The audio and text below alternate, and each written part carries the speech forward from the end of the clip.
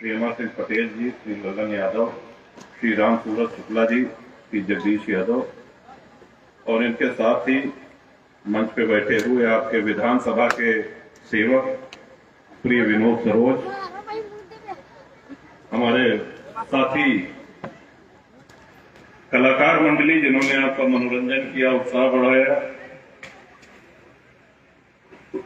और प्रेम यादव जो यहाँ पे मंच संचालन कर रहे थे, अपनी विशिष्ट पहचान जानकारी के साथ साथ मनोरंजन का भंडार आए हुए हमारे सभी सम्मानित वरिष्ठ जन, हमारी माताएं,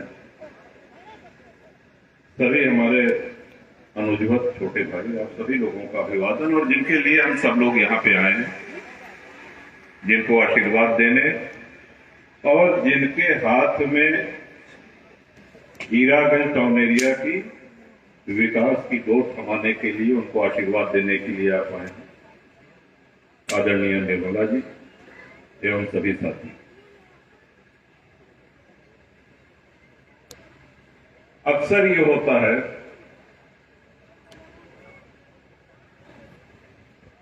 कि हम लोग विकास की बात करते हैं, विकास की प्रतीक्षा करते हैं,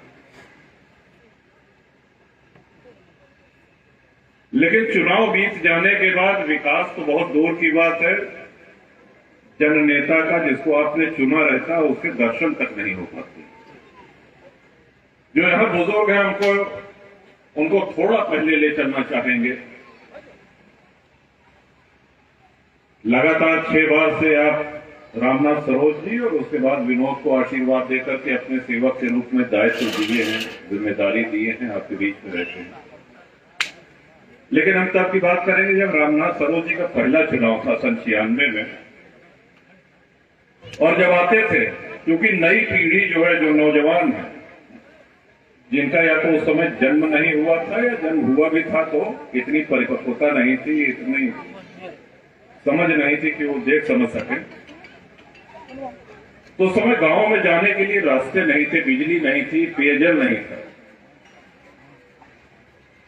और उस समय बाबागंज का नाम विधानसभा का बिहार हुआ करता।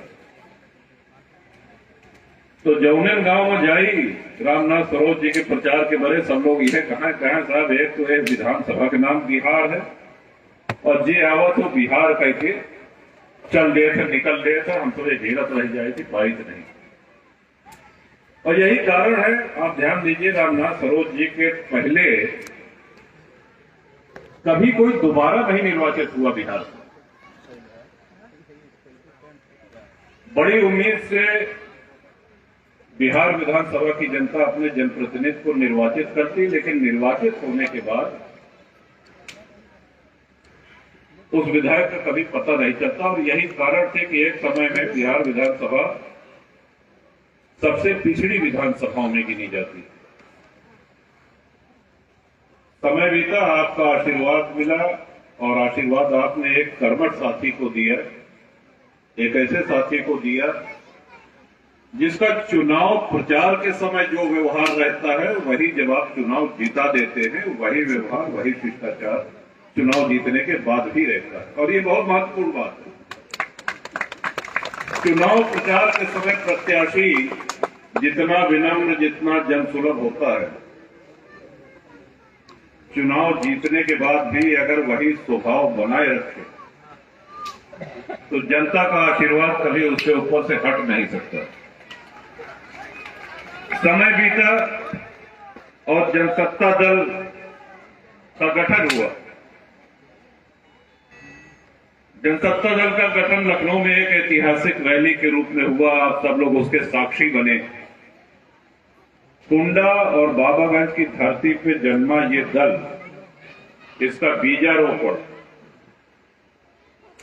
ये आप सभी ने किया। और हम सभी लोग जानते हैं कि जब हम किसी वृक्ष का बीज लगाते हैं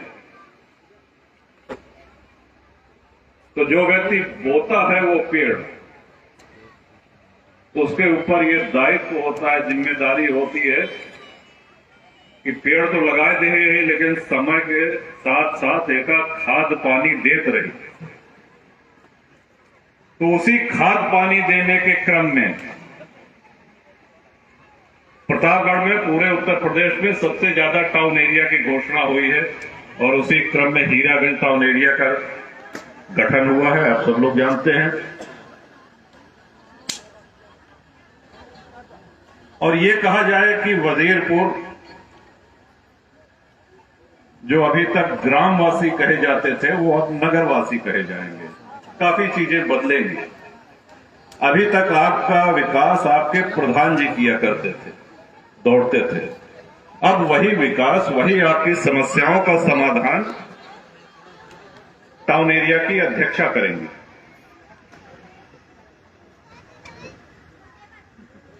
और उसी का वृक्षारोपण आज करने के लिए हम सब लोग यहां पर उपस्थित हुए हैं।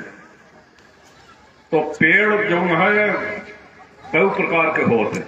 एक पेड़ होते जो में झलाहट कांटा, यानी देसी बबूराज, बिलायती बबूराज, ढेर सफेदा के पेड़ होते, वो पानी तो पूरा चूस लेते लेकिन छाया नहीं देते, न पे चिड़ई नहीं बैठती, न पे कोनो। तो वृक्ष ऐसा हो चाहिए जो छाया दे, फलो दे और गर्मी के ताप से रक्षा करे। जब आप चाहें ओके छाया, ओके सेवा रूपी छाया आपके लिए सदैव उपस्थित रहे। वही के क्रम में आरी निशान ऊपर से किस नंबर पे है बताइए, आप लोग दिन रात प्रचार कर रहे हैं। एक और परिवर्तन होता है, देखें पहली बार आप सभी लोग आरी पर मोहर लगाने जा रहे हैं। अभी तक आप लोग आरी निशान पर बटन दबाए और इस बार आप लोग आरी पर मोहर जो है लगाएंगे। आपकी मशीन न रही, आपकी पर्चा रही। और ये बात का हम ये बड़े कहा था है कि जब आप मोहर लगाओगे तो ऊपर नीचे के लाइन में छुई न जाए, मत आपका अवैध न हो जाए। आपका पूरा परिश्रम, आपका पूरा आशीर्वाद जनसत्ता दल प्रत्याशी निर्मला जी को मिले और ऐतिहासिक जीत हो, ये आप सभी लोगों का दायित्व है। और सेवा की कड़ी में और सेवा के साथ साथ जनता के बीच में उपस्थिति की कड़ी में, जनसुलभता की कड़ी में सदैव आपके परिवार के सदस्य की तरह से और सदैव एक आदर्श, जैसा कि सांसद जी ने कहा कि आदर्श टाउन एरिया। सांसद जी इसमें बटन नहीं दबाना है, मोहर आप बोल गए कि बटन दबाओ के है। तो विकास एक सतत चलने वाली प्रक्रिया है। जो सड़कें आज बनी हैं कल खराब होंगी, नए काम आएंगे, नई चुनौतियां आएंगी, नई समस्याएं आएंगी और उन समस्याओं का निराकरण, उनका समाधान ये तभी संभव है जब आपका सेवक, आपका जनप्रतिनिधि आपके संपर्क में रहे। और इस बात की गारंटी सिर्फ और सिर्फ आपका अपना दल यानी कि जनसत्ता दल ही दे सकता है। तमाम पार्टी लड़त यह है, राष्ट्रीय दल है, अंतर्राष्ट्रीय दल है। प्रत्याशी अगर आपको आपकी बात नहीं सुना, केकरे लगे जाइए शिकायत करे, केकरे लगे अपन बात रखे जाइए। अखिलेश सुनी है कि मायावती सुनी है कि सोनिया गांधी सुनी है? यहाँ तो आपके इतना सेवक पहले से मौजूद हैं कि मान लीजिए पहले तो ऐसी स्थिति आएगी नहीं, लेकिन कोई ऐसा काम हुआ जो टाउन एरिया की अध्यक्षा के हाथ में नहीं है, उनके बस का नहीं, तो उसके लिए आपका पूरा परिवार इतना सक्षम है कि किसी काम के लिए नहीं होता।